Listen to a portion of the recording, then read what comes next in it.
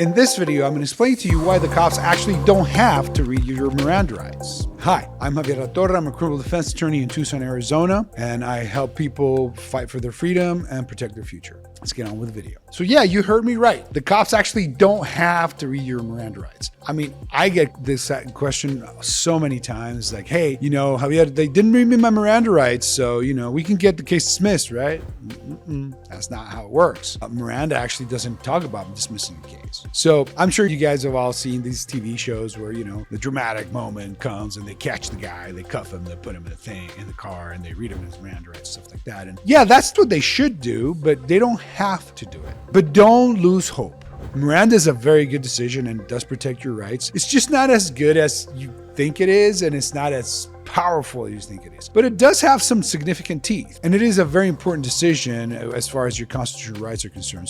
But the best way for me to explain to you why the cops don't actually have to read your Miranda rights is we need to start with a little bit of a background. Where does the Miranda case come from? How did that came to be? The major issue in the Miranda case is the protection of the Fifth Amendment privilege against self-incrimination, right? The Supreme Court basically decided that there had to be significant safeguards in place to protect your privilege against self-incrimination, which is contained in the Fifth Amendment to the United States Constitution. Among many other things that the Fifth Amendment says, it says that no person shall be compelled in any criminal case to be a witness against himself. That means that the cops can't force you to testify against yourself. They can't force you to rat yourself out, right? I mean, if you did something wrong, you don't have to admit it. That's basically what the Constitution says, right? Well, in Miranda, the court looked at this and looked at police practices and decided that certain things needed to be protected, basically protect your privilege against self-incrimination. But let's go back to how it began. So back in 1963, a man by the name of Ernesto Miranda, he lived up in Phoenix. I think he was from Mesa, Arizona. But anyway, he was charged with kidnapping and rape, and he was actually arrested and he was taken into custody by the police, and he was taken into what the court calls a special interrogation room. And he was there in that room for approximately 2 hours with two officers. After those 2 hours, the officers came out with a signed confession.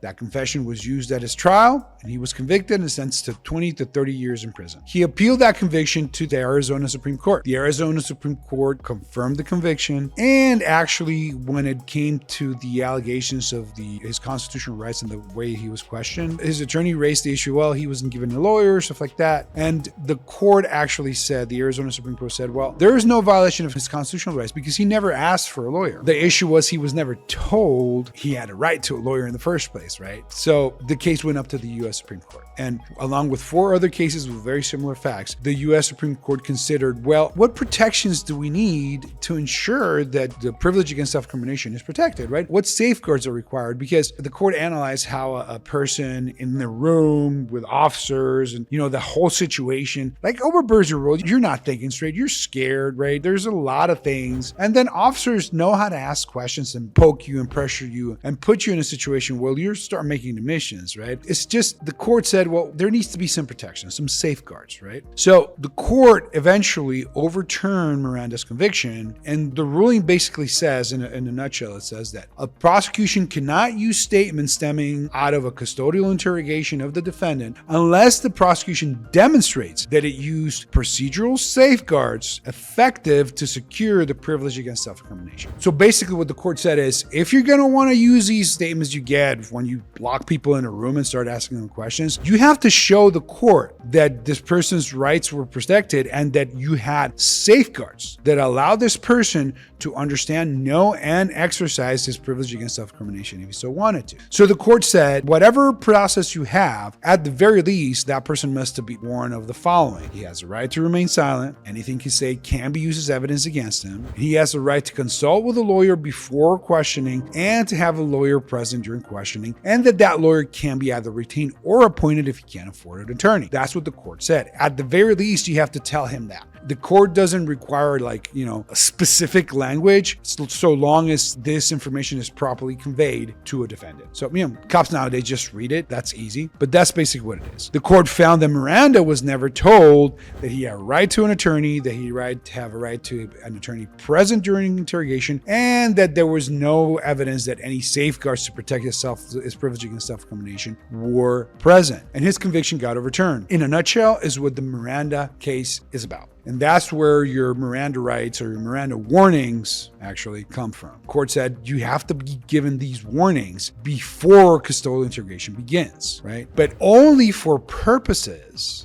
only for purposes of allowing the use of your statements at your trial. If you notice, none of that ruling says that, everything has to be dismissed and your case is over. No. In fact, it doesn't even require that those warnings be read. It only says that in certain circumstances, custodial interrogation, if the prosecution wants to use the statements obtained from you under those circumstances, they have to show that the warnings were given or that other safeguards were taken. Now, that didn't end Ernesto Miranda's case, right? The case went back to the state and other things happened. So if you want to know what happened, stay till the end of the video and I'll tell you what actually happened to Mr. Miranda. It's a very interesting story. But anyway, let's go back to the video and stuff. So now we know, when are the Miranda warnings required? Well, basically, right, when a custodial interrogation is present, right? If the cops or if the prosecution wants to use your statements that came from a custodial interrogation, they must have given you your Miranda warnings or some functional equivalent or some other safeguards to protect your rights. It must be in place. In short, they have to tell you that you have these rights.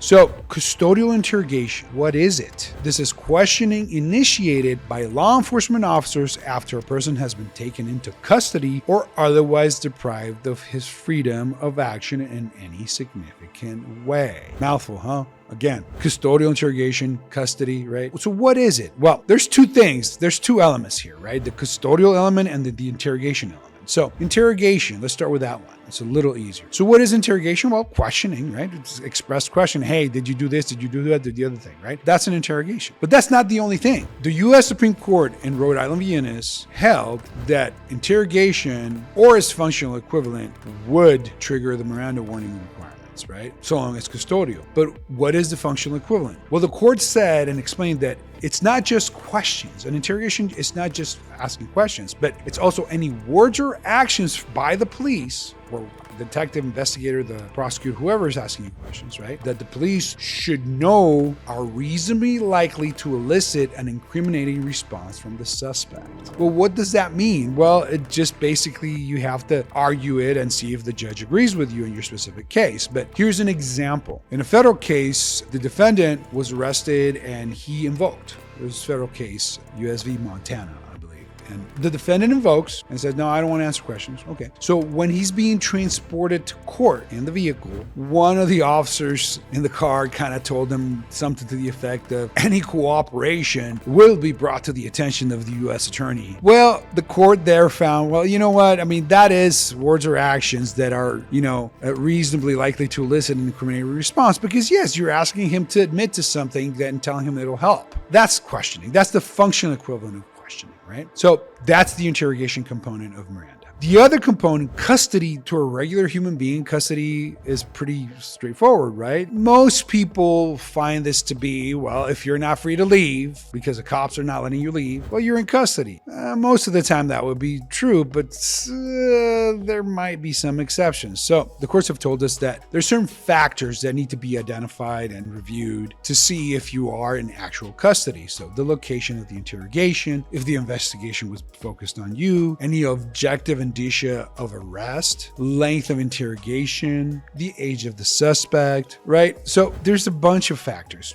So an iffy situation would be, for example, if you get stopped on a traffic stop, right? You're still in your car, you're just talking to the officer. Well, maybe not. Just depends on a bunch of facts, right? I'm sure the officer's gonna say, no, he wasn't in custody, so I don't have to read him rights. So it just depends, right? But just a regular encounter with the cops would not be enough, right? If the cops come knock on your door, right, and you're at home, you're probably not in custody. So there has to be some kind of show of authority, some indicia of arrest, some indicia that the cops are kind of limiting your freedom of action in a significant manner, right? So like, for example, the traffic stop, the cop will probably say, well, that wasn't a significant. It was just incident to the ticket and I was going to let him go and that's it. And then he confessed to crime. I mean, that's probably what they're going to say, right? You got to look at all the circumstances, right? Now, if you're told you're under arrest or they put cuffs on you, I think that's pretty much a gimme. There are other situations. I mean, I've had clients who, cops come to their home, then they talk. Probably not custodial, so they don't have to read your rights there, okay? Now, what about if you're in custody? Do they have to read your rights? Well, if they want to use your statements at trial, they do. But if they don't have to. I mean, I've had cases where they never asked my client any questions. So, they pick up the guy, they arrest him, they take him to jail, they process him and whatever. And they never go talk to him because they have like video or whatever. They have other evidence, so they don't need an interview, right? They don't have to read your rights because there is no interrogation, right? Even though you're in custody, right? So if you're not in custody, they don't have to read your rights. If you're not being interrogated, they don't have to read your rights. So for example, if you just start talking without anybody asking you questions or prodding you to elicit some kind of incriminating response, they don't have to read your rights, right?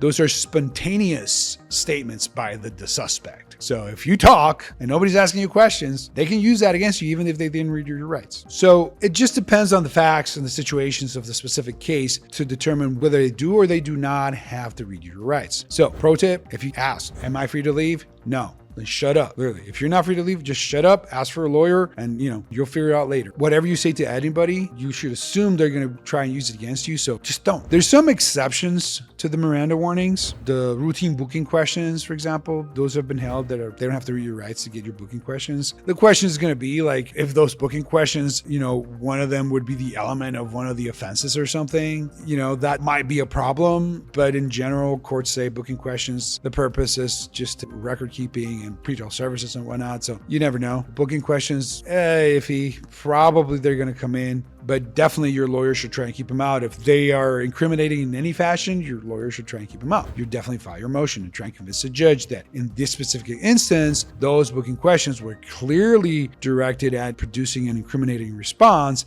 and not for booking purposes, right? It just depends, right? Now, another exception is there's a public safety exception. So if the cops, they have like an exigent circumstance where like, I don't know, there's a bomb or something, or there's an active shooter going on or whatever. It's like they say, hey, who's there? What's going on? Who's shooting? How many people are inside? Stuff like that, right? So when there's an issue of public safety, they need to address immediately. If there's some exigency there, they can actually ask you and not read you your rights and potentially introduce those statements in a trial against you. But they can't go beyond that public safety need. So that's basically it. So that's why the cops don't have to read you your Miranda rights. If they don't want to ask you questions, they don't have to read your rights. If they don't want to use your statements, they don't have to read your rights, right? If you're not in custody, they don't have to read your rights. If they're not asking you questions and you're just talking, they don't have to read your rights. And if they had to read your rights and didn't do it and got some statements, then you can move to preclude those statements from trial. So that's why the cops don't have to read your rights. The Miranda warnings are an absolute prerequisite to an interrogation, to a custodial interrogation. But the only reparation you will get is the preclusion of those statements if they actually stem from a custodial interrogation. Your case won't be dismissed. And if you're warned in custody, then all of those statements are going to come in. So if they come to your house, it's very typical that the cops will come to your house and say, hey, we have this call, we have this report, we like to get your side of the story or whatever. Yeah, well, that's not a custodial interrogation. That's clearly a voluntary, consensual encounter. Whatever you say to them, they can use against you, and they don't have to tell you or read you your rights. So that's basically what Miranda requires. Now, I did promise you to tell you what happened with Ernesto Miranda. So Mr. Miranda's case got remanded back to the state court. Eventually, he got prosecuted again. They did not use his confession, but what they did do is apparently a woman, I think they call her his common law wife or whatever, testified that he apparently confessed to her, and therefore they used those statements. He got convicted again. He got 20 to 30 years or whatever. And then Mr. Miranda eventually, years later got paroled. And one of the things that he actually ended up doing, he was actually autographing Miranda cards for money, apparently, according to some sources online. Here's a picture of one alleged Miranda card autographed by Mr. Miranda. And then eventually, when he was out on parole or whatever, there was some kind of bar fight, he got stabbed and died. So yeah, and that's why the cops don't have to read you your Miranda rights. So if you or somebody you care about is facing criminal charges and you need to talk to somebody, in the description down below, you'll find my contact information, my booking information. Feel free to give me a call or book your appointment. I'll give you a free consultation. We'll talk about your case, figure out if we're the right fit. Thank you for watching, and see you in the next video.